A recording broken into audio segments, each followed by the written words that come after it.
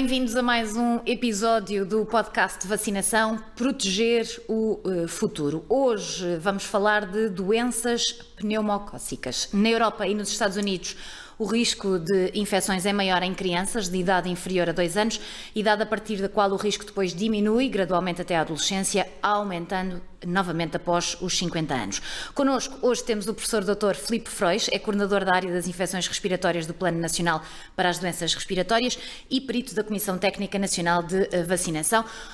Professor Dr. Filipe Frois, muito obrigada pela sua presença. Vamos começar por explicar muito rapidamente o que são estas infecções, como se transmitem e como é feito o diagnóstico. Como o nome indica, são doenças provocadas por uma bactéria gram-positivo, que é o Streptococcus pneumoniae, que já agora até numa pequena evolução histórica foi identificada em 1871 por Louis Pasteur e, curiosamente, também de uma forma independente no mesmo ano, pelo Steinberg. Qualquer um dos dois estavam a trabalhar independente. E logo em 1981 a descoberta do pneumococcus equivaleria atualmente a ganhar o Prémio Nobel da Medicina, porque se sabia que era o principal agente das pneumonias. Antes da era dos antibióticos, mais de 90% das pneumonias eram provocadas pelo pneumococcus.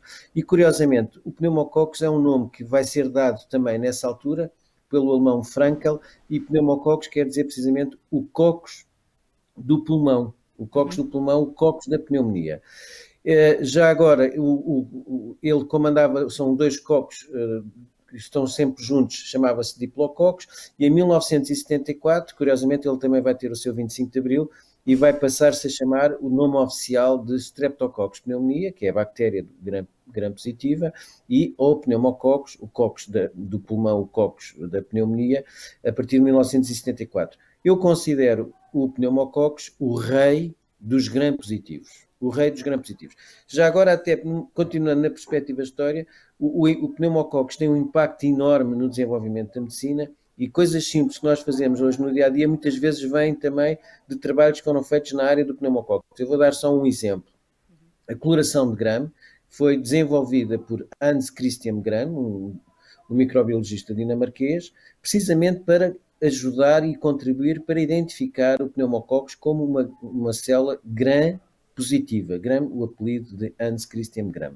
Portanto, as PCRs, a soroterapia, tudo isto está relacionado muitas vezes com o combate ao pneumococcus. Portanto, doença pneumocócica, doença provocada por pneumococcus. E porquê é que tem este destaque? Tem este destaque imerecidamente, porque se nós formos ver as causas de morte a nível global, a pneumonia, à data de hoje, dos últimos dados publicados pelo Global Burden of Disease no Lancet, um artigo que é atualizado periodicamente, nós vemos que as pneumonias são a quinta causa de morte a nível global. Já foi a quarta, já foi a terceira, inclusivamente, agora é a quinta, mas tem uma particularidade: nem todas as pneumonias são pneumocócicas, mas pelo menos 30, 40% destas pneumonias são pneumocócicas. Mas é a primeira causa a nível global de morte para o qual existe tratamento etiológico. As outras causas não têm tratamento etiológico, têm tratamento de suporte, têm prevenção, mas não têm tratamento etiológico. E, portanto, é a primeira causa a nível mundial de morte. Na nona causa de morte a nível global, nós temos a tuberculose. Portanto, a bactéria que provoca mais óbitos a nível mundial será o Mycobacterium tuberculosis. O pneumococcus é a segunda bactéria a nível global que provoca mais mortes. Mas nos países onde existe já um grande controle da doença tuberculosa, como é o caso da Europa, da União Europeia e Portugal, a bactéria associada à maior mortalidade é o pneumococcus. Portanto, nós estamos a falar de uma bactéria que é a bactéria número 1 em causas de morte por doença infecciosa em Portugal, pneumococcus. Daí a importância da doença pneumocócica. Claro. Então estamos a falar de uma doença que se pode prevenir como? Qual é a melhor forma? Olha, eu nem respondi hoje totalmente à sua pergunta, eu começo a falar. Ficou entusiasmado com a questão histórica. Eu gosto muito da história, até porque a história muitas vezes ensina-nos e ensina-nos o presente e projeta-nos o futuro. Claro. Então, professor, agora, mas nesse caso seria importante de facto explicar às pessoas muito rapidamente como é que estas infecções se transmitem e como é que se diagnosticam. Então vou-lhe dizer basicamente como é que ocorre a doença pneumocócica. A doença pneumocócica ocorre de uma forma muito simples porque nós humanos somos o hospedeiro natural do pneumococcus. O pneumococcus vive connosco. Por acaso vive também noutro animal, que é o cavalo, sobretudo o serotipo 3. Mas, digamos assim, nós somos o reservatório natural do pneumococcus. A sobrevivência do pneumococcus depende da eficácia de transmissão do pneumococcus entre humanos. É o que isto significa. Transmite, sobretudo, por gotículas. Nós agora estamos quase todos peritos em controle de infecção e pandemia, e, portanto, o pneumococcus transmite-se por gotículas, portanto, transmite-se em suspensão na via aérea, em gotículas, que na maior parte das vezes são projetadas quando nós falamos, cantamos, espirramos. Exatamente. Muitas vezes elas depositam-se em superfícies e nós depois com as mãos contactamos nessas superfícies, levamos à cara, nomeadamente à mucosa nasal e à mucosa da cavidade oral, e ele depois vai para a nasofaringe, onde vive habitualmente. Portanto, o pneumococcus vive na nossa nasofaringe. O que é que acontece? Portanto, transmite-se por gotícula e da nasofaringe acontecem várias coisas. Ele pode, por contiguidade, portanto, ele pode fazer disseminação por contiguidade e dar infecção das vias aéreas superiores e pode dar os quadros de sinusite e otite. Nas pessoas que tiveram, por exemplo, perda da integridade da calote craniana em resultado de um traumatismo cranioencefálico, que é muito frequente muitas vezes em pessoas que têm acidentes de moto e que têm fístulas crónicas de líquor, ele pode dar por contiguidade meningite. É evidente que se essas pessoas tiverem perturbações da integridade da calote craniana por um implante coclear, também ao perderem essa integridade têm maior risco de meningite, e por isso é que as pessoas com traumatismo e fugas crónicas de líquor e implantes cocleares estão nos grupos prioritários de vacinação para prevenir a meningite. Mas depois temos outra situação. Ele na nasofaringe pode ser aspirado, pode entrar no pulmão. Nem todo o pneumococcus que entra no pulmão provoca pneumonia, mas se houver um desequilíbrio entre a quantidade do inóculo, a virulência do serotipo e as nossas defesas, ele pode provocar pneumonia. Portanto, este é o espectro de doença. No pulmão, o pneumococcus desenvolve-se, dá o quadro de pneumonia, e a partir daqui ele pode dar aquilo que se chama doença pneumocócica invasiva. O que é a doença pneumocócica invasiva? É a presença do pneumococcus em locais habitualmente, locais, órgãos ou fluidos do corpo humano habitualmente estéreis, como é o caso do espaço pleural, do caso do sangue, do espaço articular, do líquido cefalorraquidiano. A meningite é uma forma de doença pneumocócica invasiva, o empiema é uma forma de doença pneumocócica invasiva, a bacteriémia.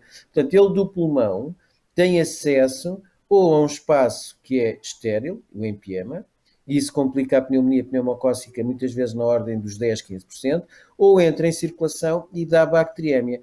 A bacteriémia é a autoestrada do pneumococcus para dar metastização cética em qualquer outro lugar. Portanto, o pneumococcus pode depois dar quadros de endocardite, artrite, peritonite, nefrite e numa forma de, se ocorrer bacteriémia persistente, que se estima que ocorram até 4% dos casos, pode também dar meningite. Portanto, a meningite pode ter em resultado de disseminação direta ou por disseminação hematogénica. Portanto, este é o espectro do... Exatamente. Já percebemos que, de facto, pode existir doença grave. Vamos falar da prevenção. Porquê é que a vacinação é importante e porquê é que vacinamos os extremos, para além dos grupos de risco, e o professor já falou sobre isso, mas porquê é que vacinamos os grupos de extremos, os mais novos e os mais velhos? Olha, por uma razão muito simples, são precisamente aqueles que têm maior risco de desenvolver doença pneumocócica. Portanto, nós temos que prevenir aqueles que têm um risco acrescido ou pelas características do seu corpo humano, nomeadamente perca da integridade da calote crânioencefálica, ou por imaturidade do sistema imunológico, crianças, ou por desmerecência do seu sistema imunitário, os idosos, o pneumococcus. Mas há doenças crónicas, nomeadamente a DPOC, a diabetes, a doença cardíaca, a doença renal, a doença hepática, que também, ao diminuírem as condições de combate ao pneumococcus, têm necessidade de ser prevenidas. O pneumococcus tem uma particularidade que o também torna único, que é a sua cápsula. O que é que ele, portanto, ele é uma bactéria rodeada de uma cápsula, como se fosse, digamos assim, uma capa que ele vestisse. E essa capa tem uma sequência de polissacáridos que condicionam cerca de 100 serotipos. O que é que esta capa faz? Esta capa é um bocadinho a capa do super-homem, por isso é que eu lhe chamo o rei dos gram-positivos. Ele usa uma capa do super-homem. É uma capa que faz com que ele tenha capacidade de iludir os nossos sistemas de vigilância imunológica, portanto, ele passa despercebido e dificulta os mecanismos de opsonização fagocitose responsáveis pela fixação dos anticorpos na bactéria e que depois provocam a destruição do pneumococcus. E, portanto, nós temos cerca de 100 serotipos. E isto significa que as vacinas que nós temos para a prevenção não previnem toda a doença pneumocócica, previnem só os serotipos mais frequentes que estão englobados dentro da vacina. Mas a prevenção do pneumococos, portanto, assim incide nesta característica de prevenir mais quem tem mais doença, embora todos nós temos risco de ter doença pneumocócica, portanto, é uma questão de dar mais a quem precisa mais. Doenças crónicas, por exemplo, posso lhe dizer, nós falámos na idade, falámos nos idosos, mas, por exemplo, outros grandes grupos de pessoas que têm risco de desenvolver doença pneumocócica são as pessoas com doença respiratória crónica obstrutiva, DPOC, são os doentes com diabetes, são os doentes com síndrome nefrótico, porque perdem as imunoglobulinas através da excreção pelo rim, e nós temos que englobar a prevenção da doença pneumocócica num pacote global de medidas, que são a atuação nos fatores de risco associados ao estilo de vida, que é o famoso ACHIN, que é aquele acrónimo do ACHIN, que é o A de moderação ou idealmente cessação de consumo de bebidas alcoólicas, o T é cessação total de consumo de tabaco, o H de manutenção de higiene na cavidade oral,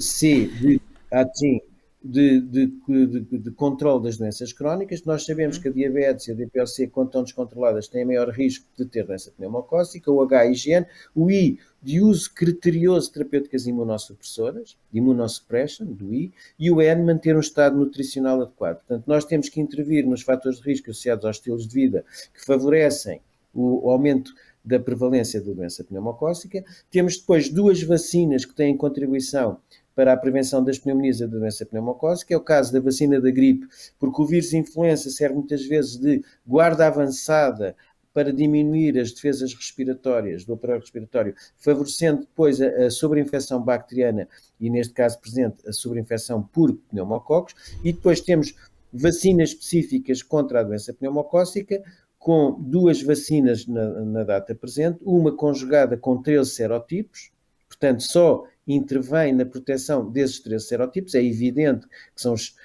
serotipos que até à data provocam mais doença, e temos uma polissacarídica com 23 serotipos, que tem mais serotipos, mas tem, digamos assim, uma resposta imunológica diferente da conjugada, porque uma tem uma proteína conjugada. Um minuto para terminarmos, e muito sucintamente.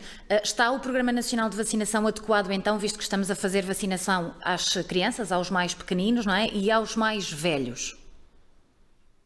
Olha, isso é uma excelente pergunta. Em relação à doença pneumocócica, nós neste momento, desde 2015, a vacina pneumocócica conjugada está incluída na vacinação do PNV, no Programa do Plano Nacional de Vacinação, e temos depois recomendações para grupos de risco de adultos para a vacinação. E aqui também a doença pneumocócica constitui um marco na prevenção da imunização ao longo da vida. Temos também adultos com a possibilidade de vacinação gratuita com a doença pneumocócica, que são sobretudo aqueles em que, infelizmente, tem um risco enorme, que são as pessoas com implante coclear, fístula crónica de líquido cefalorraquidiano, são as pessoas com imunodeficiência primária associada à infecção VIH, doenças hemato-oncológicas e síndrome nefrótica. Estas pessoas têm a vacina gratuita porque o risco deles é enorme.